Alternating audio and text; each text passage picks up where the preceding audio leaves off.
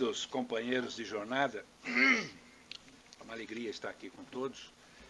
Eu agradeço o convite da casa e seria muito suspeito dizer que agradeço porque o Alexandre convidou. Eu não sei até que ponto tem um mérito desse expositor ser convidado para uma casa tão iluminada quanto esta. Mas o fato é que aqui estamos, muito alegres, felizes com todos, com a Niura, minha esposa, que também é a mãe do Alexandre. Que eu chamo que é a luz do meu caminho, porque eu comecei no Espiritismo através do início do nosso namoro, que para ter a oportunidade dos beijinhos da terça-feira, eu acompanhava ela na sessão espírita. Então, vejam bem que tem muita história aí para contar, mas como nós não estamos aqui só para contar história, nós estamos aqui para falar de um assunto muito sério, que são os desafios para a vivência do Evangelho. Eu estou lendo um livro chamado Cristianismo, a Mensagem Esquecida, onde o autor, talvez conhecido de vocês, Hermínio Miranda, é um grande autor espírita, e não é psicografia, é pesquisa dele mesmo. Hermínio foi um funcionário de alto escalão da Petrobras aqui nos Estados Unidos, e acho que ele aproveitou muito a oportunidade de estar aqui para desenvolver o trabalho dele, com pesquisas internacionais, inclusive, a respeito do Espiritismo e objetivamente nesse livro aqui com relação ao cristianismo. Porque o que nós notamos é que o cristianismo, depois de Paulo, com tudo aquilo que foi sendo agregado ao que o Cristo pregou, nós chegamos até 1857 com um cristianismo totalmente alterado. Da essência do que o Cristo pregou, nós só fomos retomar o cristianismo com a doutrina espírita. Por isso nós entendemos que o espiritismo é o cristianismo redivivo, porque aí nós realmente recebemos, com toda a sua pureza doutrinária, aquilo que o Cristo nos legou. E como é que? Através do Evangelho segundo o Espiritismo. Ele já nos alerta de que a maneira mais correta, mais profunda de nós entendermos a mensagem do Cristo é através do Evangelho. E nós queremos até deixar muito claro que o Evangelho não é dos espíritas, o Evangelho é do Cristo. É o relato da sua estada aqui entre nós e dos ensinamentos que ele nos passou. Porém, aí entra o que poderia dizer uma vantagem nossa de espíritas, que somos, de poder estudar através do Evangelho segundo o Espiritismo.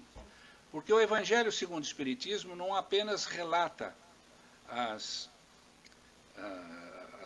pregações do Cristo, se é que posso chamar assim, pregação, mas os conceitos e ensinamentos, porque o Evangelho chega até nós como um terceiro grau de aprendizado das coisas do Espírito. Nós sabemos que o Evangelho, segundo o Espiritismo, ele nos foi dado por Kardec depois de nos dar o Livro dos Espíritos e o Livro dos Médiuns, onde nós temos ali toda a base filosófica e a base científica para entendermos o Evangelho do Cristo segundo o Espiritismo. Nós fomos preparados e temos a oportunidade dessa preparação, com o estudo que temos que fazer sempre, para entendermos a mensagem do Cristo.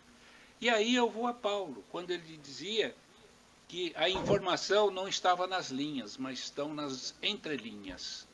Porque não basta nós lermos uma frase do Cristo e dizer, a cada um segundo as suas obras. É bonito? É. Mas quais são as entrelinhas desta mensagem? Do que nós vamos ter em termos de condução da nossa existência. E eu faria também até, pedindo desculpas, não quero ofender ninguém, mas de dizer que o Cristo não morreu para nos salvar. que é aquilo que sempre veio sendo dito, sendo pregado. O Cristo não morreu para nos salvar, porque ele esteve aqui para nos ensinar como evoluir. Porque para mim a palavra salvação que se usa normalmente, para mim ela quer dizer evolução, na minha leitura de entrelinhas. Porque eu vou salvar do quê? Eu tenho que evoluir, eu não tenho que ser salvo. Porque o que se fazia? A comercialização religiosa colocava situações que eram agradáveis à população ignorante da época, que tinha... era submissa aos doutores da lei ou àqueles religiosos que viviam às custas desta ignorância e faziam questão de manter o povo na ignorância. E nós vimos que uma das reencarnações de Kardec, como João Hus, que foi morto na fogueira, foi queimado. Por quê? Porque ele, embora tenha sido um sacerdote católico, ele era contra a pregação religiosa num idioma que o povo não entendia. Então, veja, como as coisas ocorriam. E a situação era aceita. Aliás, que não até muito tempo atrás, não é? Foi quando se resolveu que as pregações religiosas seriam feitas no idioma local de quem assistia. Imagina se eu estivesse aqui falando um javanês, né? Que ninguém entende com toda certeza, se alguém iria me entender. E eu sairia daqui muito feliz, consegui manter mais 50 pessoas na ignorância, porque acharam que eu devo ter dito alguma coisa importante, mas que ninguém entendeu. Então veja bem, a importância da doutrina espírita, quando ela nos dá o ensinamento do Cristo e com a própria condição de nós fazermos a interpretação das entrelinhas. Eu costumo brincar que o Evangelho segundo o Espiritismo, se nós compararmos a informática, nos primórdios, os mais antigos é que vão lembrar disso, aquele sistema DOS, né, que você tinha que digitar números como se fosse um código de barra, que era terrível. Era um desestímulo para você não usar o computador. E, de repente, nós recebemos o Windows. Eu considero que o Evangelho segundo o Espiritismo é o Windows dos conhecimentos que o Cristo nos legou. Então, veja, com toda essa preparação que nós temos de como entender o que está no Evangelho, a maneira simples de acessar, o aprendizado que a doutrina nos passa como um todo, principalmente se nós estamos falando em Evangelho, nós vamos recorrer também a Emmanuel, que se vamos falar de mediunidade, é André Luiz, mas vamos ficar no que é o Evangelho, que é o ensinamento do Cristo. Dentro do Evangelho, a sua interpretação dá para nós, a todo momento, o caminho que nós devemos seguir. Porque o Evangelho é a luz do nosso caminho. Isto é o que se chamava a salvação, que nós, repetindo, chamamos de evolução, é a proposta. E se nós queremos interpretar a cada um segundo as suas obras, aprendemos que é aquilo que nós fizemos.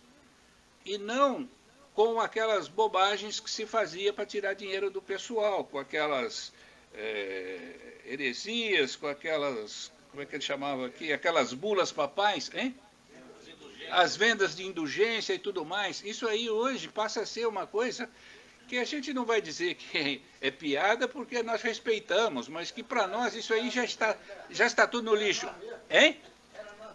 Provavelmente. E nós estamos aqui agora para dizer, gente, não era aquilo que a gente falava naquele tempo. Pode dar. Não é aquilo que a gente falava. Hoje nós queremos desmentir. A situação é muito mais simples. Porque ao entendermos o Evangelho, nós podemos ter a pretensão de dizer o seguinte: viver é muito fácil. E a sua vivência, a vivência dos ensinamentos do Cristo no Evangelho, embora a palestra se chama Os Desafios para a Vivência, não chega a ser um desafio.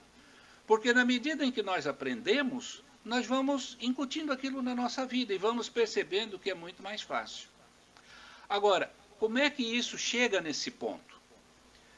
Por que a espiritualidade escolheu um pedagogo para fazer codificação da doutrina espírita. E esse pedagogo foi preparado por outro grande pedagogo. Nós sabemos que a França ainda hoje, os estudos aritméticos da França são cartilhas de Allan Kardec, do professor Rivail. Veja a importância dele. 160 anos depois, ainda a França adota métodos pedagógicos de aritmética do professor Rivail.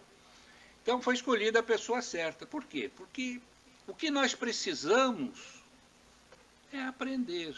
E o aprendizado nosso com relação à doutrina espírita, nós estamos ainda na fase primária, né? Nós somos pouco mais que infantis, talvez tentando ser adolescentes no aprendizado das coisas do Espírito que Jesus recomendou, que é o que nós temos que conhecer, porque espíritos é o que somos.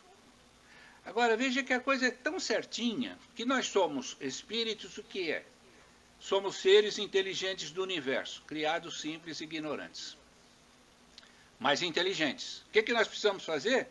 Buscar conhecimento para colocar na nossa inteligência, para melhorar a nossa capacidade racional. Não queremos ser chamados de seres racionais e os animais irracionais? Então, para sermos racionais, nós temos que ter o conhecimento para termos a razão, para raciocinarmos, para tomarmos as nossas melhores decisões. Por que nós precisamos saber tomar as melhores decisões? Porque a todo momento nós temos uma ferramenta chamada livre-arbítrio, e que Jesus já nos alertou que pode nos levar para a porta larga ou porta estreita. Nós temos que tomar decisões com relação à nossa vida. Veja que isso, se nós aplicarmos no dia a dia nosso, nós vamos ver que a todo momento nós estamos diante dessas situações. Por isso, o aprendizado da doutrina, em todos os sentidos, não é? Com a leitura das obras básicas, as obras suplementares, a vivência, a convivência, a frequência, nós vamos ver que isso tudo vai agregando um valor em nós que vai nos tornando mais leve. Porque, veja, é como se o aluno fosse fazer um exame, uma prova oral. Se ele não sabe a lição, qual é o estado dele diante do professor? No entanto, se ele sabe a lição, qual é o estado dele diante do examinador? E isso, para nós estamos com a nossa vida na busca sempre de chegar um momento em que nós vamos ser arguídos no nosso exame, que vai ser provavelmente no último dia da nossa reencarnação. E aí vem aquela questão, que é uma pergunta que eu gosto muito de fazer, baseado na leitura do Ademir Serrano. Sua mala está pronta? Veja bem, quando a mãezinha está esperando o bebê já nos últimos dias, que vai nascer, o que ela tem? A mala dela está sempre pronta. Ou é a sacola, ou é a mala, está tudo pronto, porque a qualquer momento rompeu a bolsa, passa a mão e vai embora para a maternidade. Jesus já nos alertou sobre isso, quando ele disse, esta noite poderão pedir a sua alma. A nossa, não é? A nossa mala está pronta? A nossa mala está. Como é que é arrumar a mala? É justamente essa vivência que o Evangelho nos passa. Então, o que o Evangelho nos passa? Nós temos que entender, tirar daquilo que se chama religiosidade, aqueles penduricalhos que não agregam valor à nossa vida. Inclusive, muitas vezes, não que não seja correto, mas muitas vezes nós ficamos muito mais preocupados com a história do que com a realidade, com a vivência e com o entendimento. Vemos muitas vezes pessoas muito preocupadas em fazer as pesquisas e tudo mais. Eu até anotei algumas frases aqui, que é sabido que manuscritos de cunho religioso raramente são precisos. São informações válidas no sentido de dizer, bom, alguém já pensou nisso, pode ser uma possibilidade. Mas não vamos levar isto a sério. Por quê? Porque daqui a pouco muita gente começa a ter também as suas ideias. É quando nós vemos aí uma série de informações contradizentes, que se contradizem. Vemos pessoas que muitas vezes, querendo mostrar uma certa sapiência, começa a colocar penduricalhos nas suas ideias, tentando fazê-las famosas, buscando até pela mentira, pela suposição de que assim seria melhor se o pessoal ouvisse. Eu estou dizendo isso por causa dos perigos que nós vemos muitas vezes pela falsa publicação de livros chamados espíritas, que não são espíritas. Eu acho que isso até outro dia você falou nisso, né, Geraldo? E por que nós temos que tomar cuidado? Nós temos que ter o discernimento para saber o que nós temos que estudar, aprender e internalizar. E a melhor maneira de nós termos qual é a palavra que eu usei agora? Esse discernimento é as obras básicas, gente. Olha como é simples. É o comece pelo começo. Começando pelo começo, nós vamos ver a parte da filosofia espírita pelo Livro dos Espíritos, a parte científica pelo Livro dos Médiuns, a parte moral pelo Evangelho segundo o Espiritismo, aquela questão de céu e inferno pelo livro Céu e Inferno, e a Gênese, que é para nos dar uma ideia do princípio de tudo isso, como é que as coisas aconteceram. Viram como é fácil? Agora, muitas vezes a gente pega o Livro dos Espíritos e diz, eu não consigo ler, é tão difícil. Não tem nada difícil, tem a preguiça nossa. Não é? O que nós devemos fazer então? Deixa eu ver a água aqui.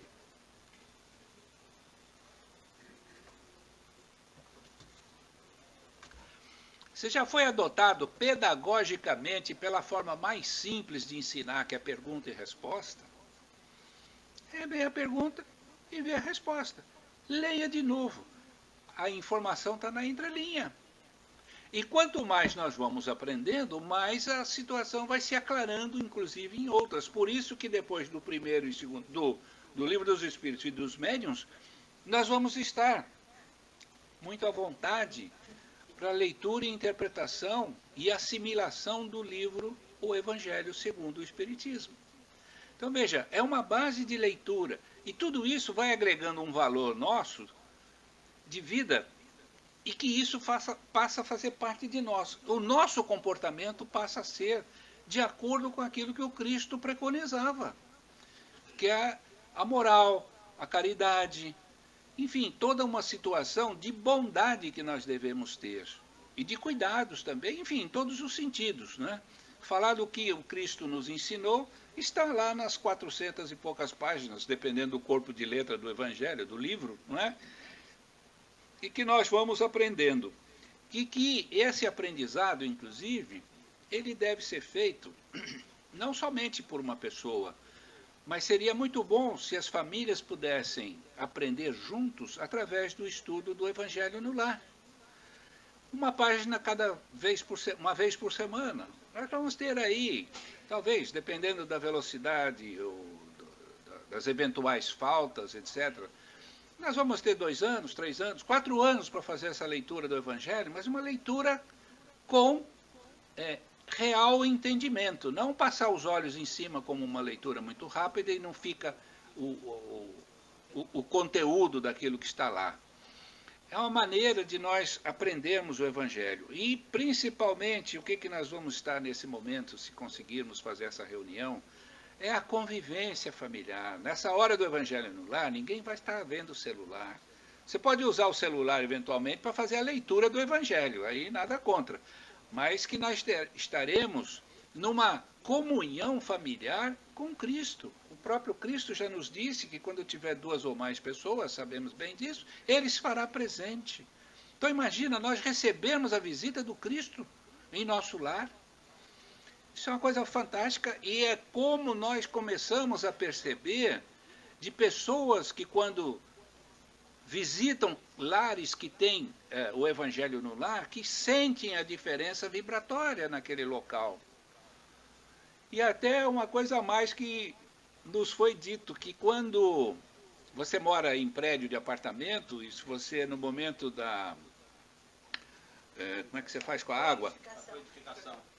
Fluidificação da água, você faz a fluidificação da caixa d'água do prédio, os seus vizinhos vão tomar água fluidificada também, vai ficar uma calma naquele prédio, vai ficar uma delícia. Então, tudo isso faz diferença. E eu vou dizer isso baseado numa seguinte informação. Lá em Ribeirão Preto temos uma companheira nossa de espiritismo que tem hotéis e ela me disse um dia, Murilo, faz questão de todos os palestrantes que vêm de fora que sejam hospedados por mim como cortesia. E você não faz ideia o que acontece. Quando o Divaldo vem aqui e se hospeda nesse hotel, os funcionários se dão melhores, não tem briga, não quebram louças. É uma maravilha. Então, pois é. Isso é como se fosse um evangelho no lar. Por quê? Não é só o Divaldo, o Raul foi lá e muitos outros que vão, não tem essa... Haroldo também. Então, não tem essa discriminação. O palestrante que vem de fora para trabalhar em Ribeirão Preto, numa casa espírita, fazer uma palestra, participar de um seminário, dar um curso, etc., ela faz questão de hospedá-lo sempre como cortesia. Então, veja, se nós fazemos isso no nosso prédio, nós também temos certeza que vai haver uma mudança, não é? Então, a vivência do Evangelho para nós, ela passa a ser tudo natural por nós. Com o conhecimento adquirido, nós vamos ajustando o nosso comportamento.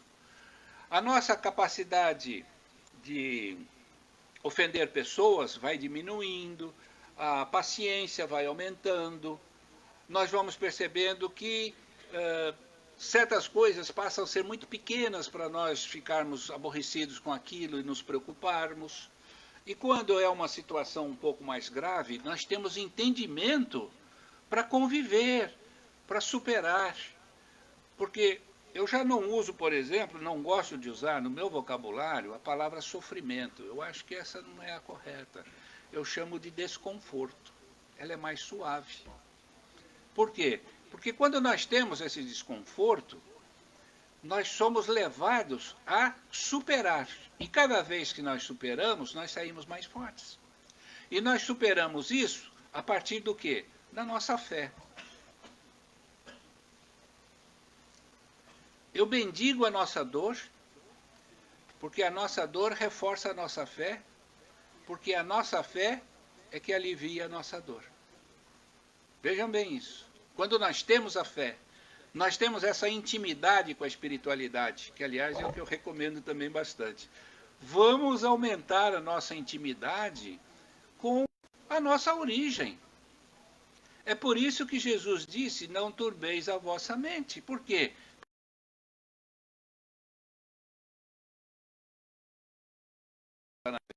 E até onde ele vai, e até a volta, ele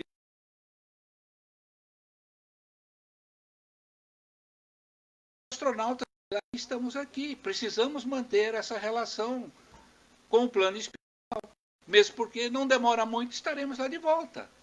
Vamos reencontrá-los, queremos manter essa relação. Porque senão poderemos até ouvir assim, que dizíamos, queríamos tanto ajudar você, mas você nunca ligou teu rádio.